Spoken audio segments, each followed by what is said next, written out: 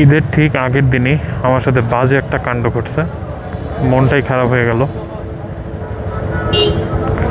আমার যে রাইডিং গ্লাভসটা আমি ডেইলি ইউজ করতাম, ওইটা সামহাও হারাই গেছে।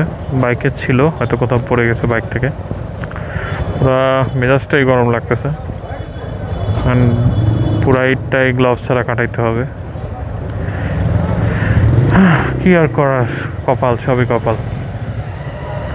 দেখি বাসায় যে যদি কোনো পুরান পেয়ার পাই সেটা ইউজ করব, আর তা না হলে কি করার, এভাবেই কাটাইতে হবে। বাট রাইডিং গ্লাভস ছাড়া এই বাইক চালানো আমার কাছে সেই একটা প্যারা লাগে। হাত একে তো ব্যথা করে, আর তার উপর রিস্কিও লাগে।